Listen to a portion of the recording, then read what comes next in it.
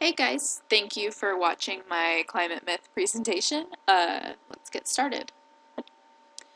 About me, my name is Elizabeth. I grew up in Arizona. I actually lived in Texas for a couple years, but I moved back about a year and a half ago. I'm currently student teaching through ASU. I took a position co-teaching science and AVID. It's kind of like I'm an actual certified teacher, but it's me and another student teacher co-teaching. I love to hike and read, do anything else pretty much like exploring. I love to spend time with family and friends. My myth was number 24, that extreme weather isn't caused by global warming. I attached the text to the myth as well. I'll give you a second to go ahead and read that.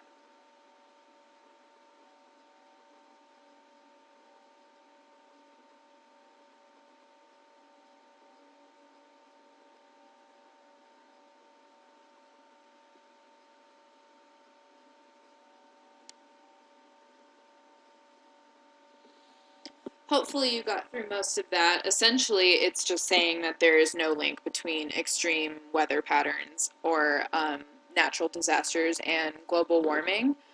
What does the data say? First of all, here is a NASA study that links temperature and solar activity.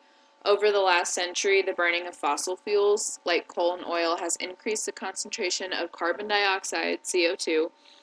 This happens because the coal or oil burning process combines carbon with oxygen in the air to make CO2.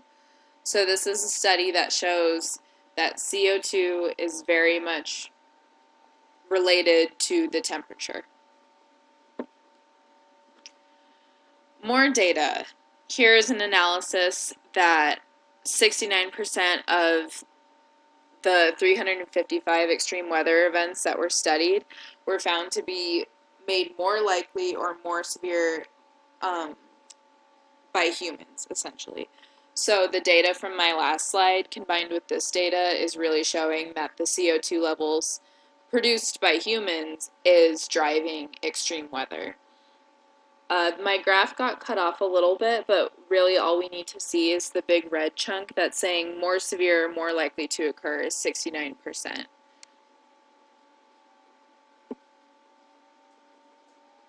So, is the myth busted? Yes.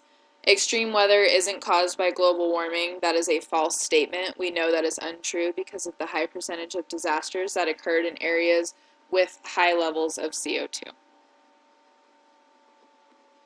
And here are my resources. Thank you so much for watching.